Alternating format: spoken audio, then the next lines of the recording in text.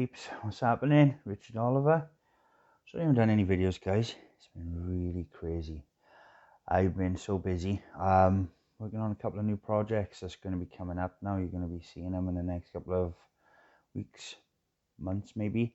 Been really busy with the Pen Turk incident and getting that out. And as you would have seen if you follow us on Facebook, Paranormal Scholars, who we did a documentary called In Search of the Dead with, came down and did their own little investigation into the Pen Turk incident, and it's done really well, and it's getting out there now, and so it's all really good. Might be doing a little project with Paranormal Scholars coming up as well. And next weekend, let me think of the date, I am going to be at Lainey and Ben's house with them and Sammy, and doing a little bit of investigating, spirit board, different things. So that's going to be some cool footage for the channel. Right, this video, I'm going to talk to you about what it's like to speak to the dead. Being a medium, if you like. Now, because this comes up a lot, and a lot of people ask me what it's like, and it's pretty hard to describe. I'll tell you that when I started in the church, I just started doing meditation and different things, and it was a couple of months in, and I was sitting in my car, and I was on my own doing security, and I said out loud, and I looked inside myself, and I said, I'm ready to receive a message. I'm ready. I'm all right with it. I'm good with it. I'm not scared. And it happened. And I had this message, rang a mate, passed the message on, and to give you details I didn't know. And it stemmed from me. And I continued to train in the church and just see, because even for myself, there's been moments being a medium where you surprise yourself, and you can doubt it, where you've got the information from. Very good case in point is when I did the documentary with Paranormal Scholars, In Search of the Dead. I wasn't sure what I was saying was the truth. I didn't know if they were just saying it because they were saying it because, we'd agreed to do this interview or whatever, or they were trying to maybe trip me up. I don't know. It's very hard to explain what it feels like.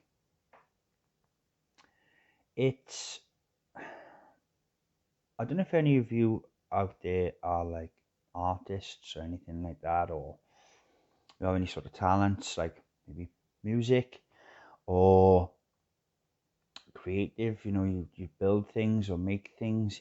It's similar to that. It's that creativeness when you have an idea, and when you sort of like create something in your mind for the first time.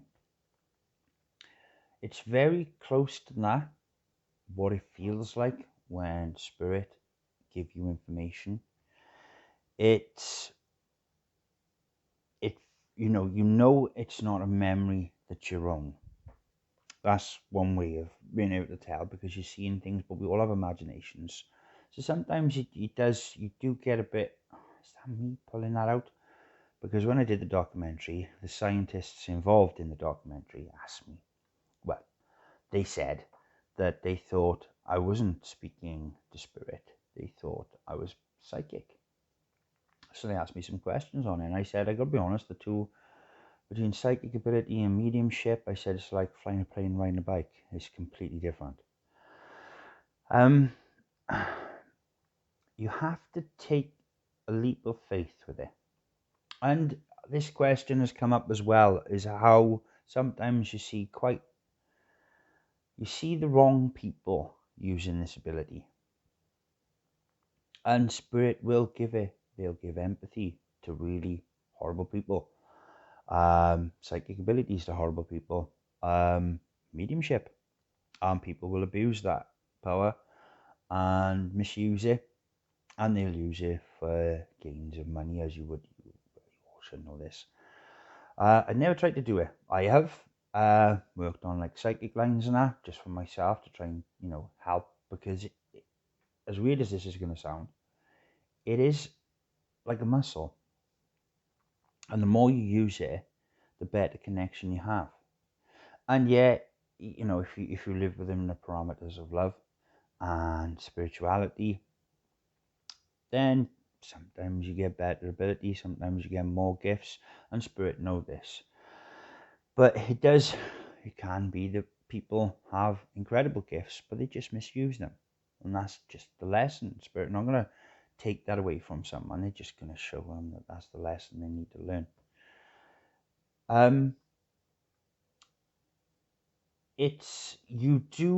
I'll tell you some of the pitfalls you do get, right? You can, if you're empathic, for example, and you do connect the spirit. Now you're going to feel the spirit's emotional connection that they had when they were here on the earth. So say if they died of a heart attack, you can feel it, so you gotta be very careful. Right now, what I do is, if spirit give me too much feelings, I just ask them to step back a bit, so you can give it to me in a different way. But you've got to be careful if you're empathic, because you can feel what the spirit went through. You imagine they died in a fire, or they were shot or stabbed, or cancer. You can feel that pain. If you're psychic, more than say mediumistic, they'll give it to you in different ways. They'll maybe help you, and I've known spirit to do this, because you might actually give a reading to someone that knows nothing. This happens quite a lot, and spirit will help you, and they'll give you things like, if there's a celebration, they'll show you candles, balloons, party hats. They'll show you something that has relevance to the event they're trying to get you to. It is quite a strange feeling when you connect with spirit, but the most powerful way of telling that it is spirit is when it genuinely comes with love. Now, somebody might have been horrible while they were on the earth plane, and they neglected someone, and they come with sorrow. You will feel that sorrow. You really will. You will feel it in spades. And it's kind of, there's two places I feel it when I give a reading, or when I connect with spirit, I should say. And that's, I feel it in my mind, so the images I feel, but I also feel it in my heart. And it can be like, it's like a heart palpitation kind of sense in a feeling. So it's not so much of a flutter, but you just feel this energetic pressure, which is not painful or nothing like that. You can just feel it. So, like I said, it's just very hard to describe what it's like to be a medium, unless you've actually been there and had the t-shirt. But you kind of feel this like warmth and this energy, and you can kind of feel it flowing. And you'll see images that are not your own, but the only real way to tell if you are connecting with spirit is if you pass a message on. That's the only way you'll know. Because you see then that the person's going, yeah, that's the person I love, that's the person I've lost, that's what they did, that's what they were, that's, astonishing detail. You can be, like, I don't get names, right? I struggle with names, terrible. Might be because of my dyslexia or whatever, but normally I get like an initial, or I'll hear the sound. And normally when I'm all right with that, I'll pass it on. And sometimes if you're speaking to spirit, you're going to get it wrong. And you shouldn't never, ever let that get to you if you get it wrong, because there's nothing wrong with that. I've given so many messages, a person's been like, no, I have no idea. I don't know nothing. And then a couple months later, they see me going, oh my God, everything you said was true. I asked my auntie, or I asked my mum, my nan, my dad, my grandpa, my friend, my sister, and the information you gave was bang on. It's not always going to be the case. But what surprised me about having that connection, because before that I just had paranormal experiences. I didn't realize spirit were drawn to me in that sense.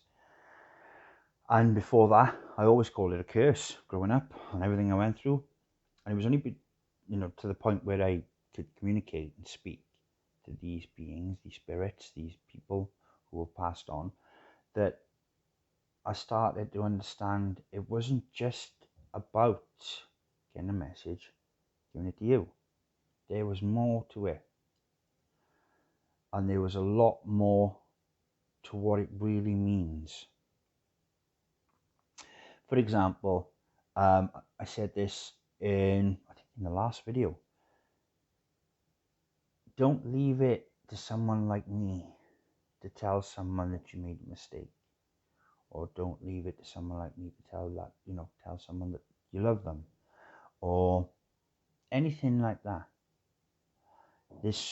I've known so many people in my life that have lost someone really close to them, and the alternative is always better. When I know people who've had arguments and the one person's gone away and taken their lives, and it just leaves the other party with so many questions, and the alternative is always better. And the message I've always had is don't make the same mistakes we've made. And I was quite surprised by that, to be honest with you. And I was surprised by the fact that this system is in place, that spirit can communicate with people and they can pass that message on. And I was quite surprised with that in my scientific mind and everything I've been through. And I was learning back in the day. And I was like, how is that allowed? How is spirit allowed to just appear as, the person's come to you and their loved ones have just sort of turned up. They know this is happening and they give a little message. The other thing I found surprising was, and you'll find this if you go down this road, if you enter into this field, is it will only ever be 95%, right? There will always be that 5%. And I've had this many times. People have said to me, how do I know you're not just going to look at my Facebook and just look at my Facebook and tell me what you think? I want to know. And, well, there's the 95%. There will always be a little 5% of doubt. Because there has to be. Because faith, I've said this many times on this show, faith is important. If we knew there was heaven, the world would be a different place right now. It would be pretty empty, to be honest with you. If we knew 100% there was heaven. And for those of us who do this, as much as we know, I'm 99.99.99% sure there is something. There's still that little 1% that goes, what if it's a trick? What if it's this? What if it's that? You can't. It's the way the mind works. But I've been to the points where I've been completely zen and at peace and at one with everything that I've experienced, and I've understood it. And then I've had moments in my life where I've been through things where I've kicked that out of me, and I've been like almost back to square one. And that's just life, right? You can't sort of put that in the realms of your mediumship. There's something wrong with your medium. It's just life. That's all life does to you. Sometimes it can be wicked, but there's always something that comes with mediumship. There's always that feeling of love and compassion and that want to be here for the people they've left behind. That caring, that just divine love. You feel it. Even when the person wasn't very nice when they're here, they've got to understand and they've got to see the effect they have on your life. That's something they get. That's what I've been told by spirit. And you just have to take that leap. To know it for yourself, you just have to take that leap. Now, I see spirits, I hear spirits, I see them, sense them, because there's all different, like clairaudience, clairsentience, there's quite a few clairs. And I see spirits in different ways. And when I was learning in the church, I would see them as the image I'm about to show you now. It's close, it's not dead on, but it's the best I've seen so far to give you an idea of what it's like to see spirit. Now, this image I've taken off Google. It is a negative of JC. He's alright, I've asked him. It's one of his favourite selfies. It's the other ones he's not a fan of. So take a look at this image, and you've got to look at it for a couple of seconds, look at the dots, and then look away at a wall or something, and you'll see the image.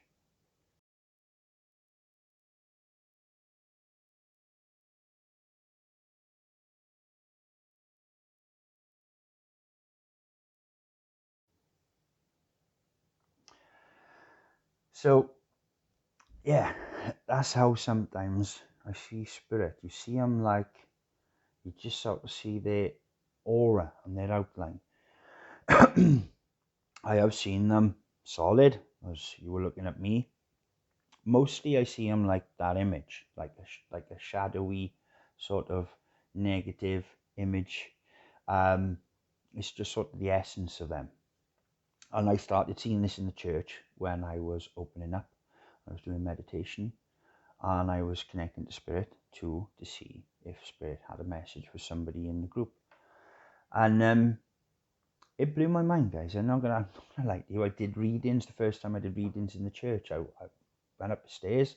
There was people waiting. I did readings, and I was like, I remember my teacher Gwen asking me how I felt, and I was like, I don't know. I said they were going. But later, when the feedback was incredible, and I've done it to the point where I've actually blown my own mind. Case in point, In Search of the Dead. It's surprising that you just know something you couldn't possibly know. And you get the people who, you do get the big names. They fake it. It's no getting out of it, guys. They fake it. They do research, and they have stooges in the audience. You've seen it all. But when you do it, when you really know in your heart, because that's not what we're about. That's never what Paranormal Now has ever been about, faking it. It's been the truth regardless. And it's quite something when you know you've made that connection. It's quite, even for the, I've had readings myself from loved ones, and it's so powerful, and it's so important, and it can, especially with grief and stuff like that. I mean, grief is horrific. But when you have that connection and you see that person's face and they know you're talking to the person they love so much, it's quite something. It's rewarding on both aspects.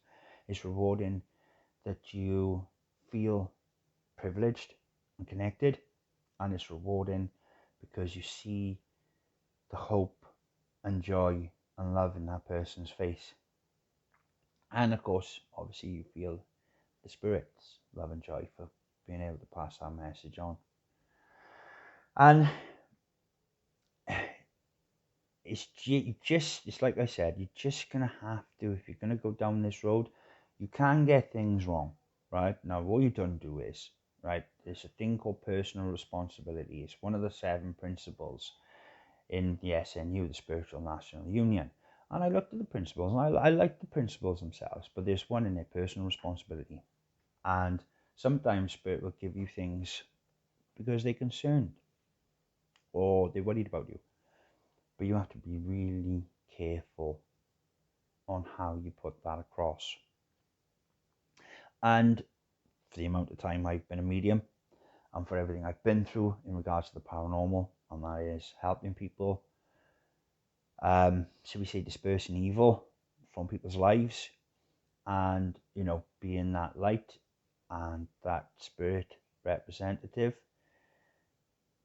I've had the right to say whether I feel something is wrong or right in regards to a message. I've earned that right because I've personally felt what it can do. Because I've had a message like that where it's, you're like constantly watching over your shoulder, and it really changes you, and it affects the outcome of the way you live your life. So that's important. But we all have this ability. It's not like special circumstances. It's not, it isn't like I was born with mine. That doesn't make any difference. I've seen mediums who have come through grief and joined the church that have become extraordinary mediums because they've come at you with empathy and being empathic. I've said so many people are empathic. It's probably the biggest majority of gifted people in the spiritual sense are empathic. And the reason that has had such an influx lately is because it's missing from the world. It's lacking. It really is. Empathy is lacking. And, more and more at the moment, people are starting to have this awakening and this calling. And, you got, like I said, self-made gurus on YouTube and everywhere at the minute, right? Telling you like this and that, this will fix that, this will fix that.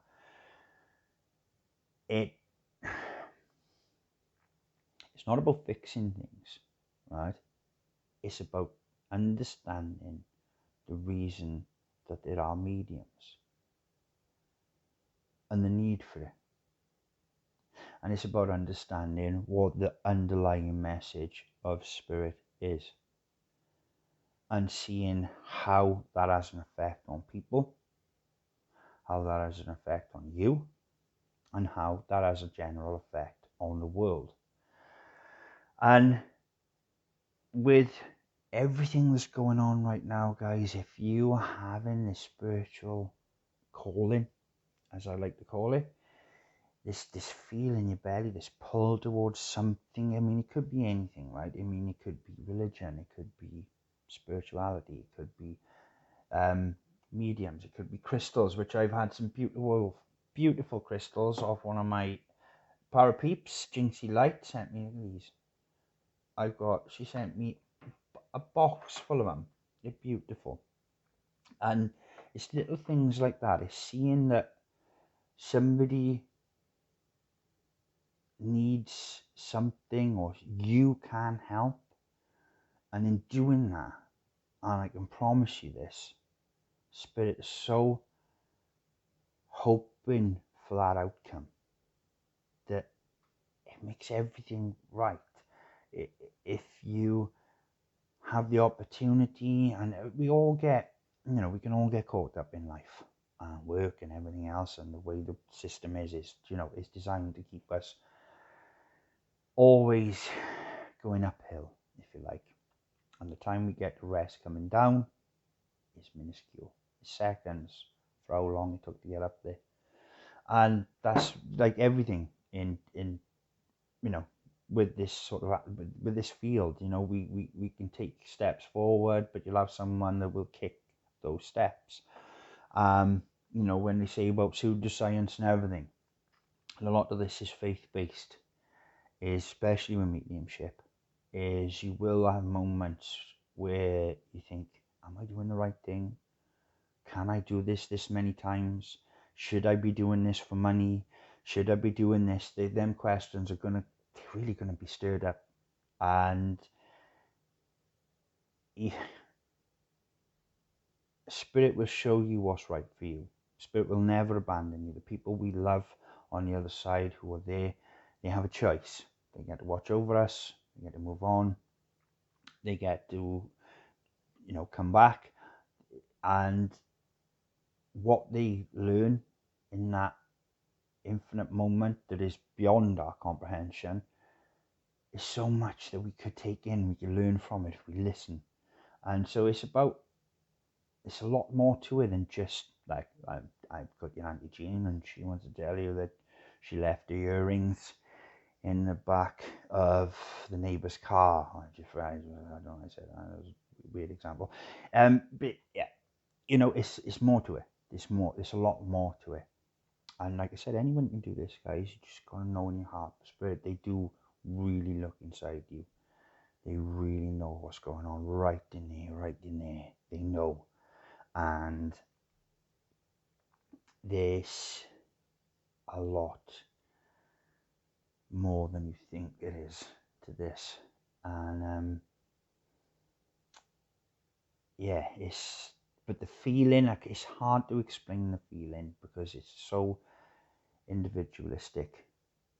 Being a medium, like, your gift will be completely different to mine, and that goes for everything. That goes for like reading tarot and reading fairy and angel cards. That's why I haven't done the fairy and angel cards, because one, people are a bit, thinking on it, but it's your interpretation, and it's the same with me.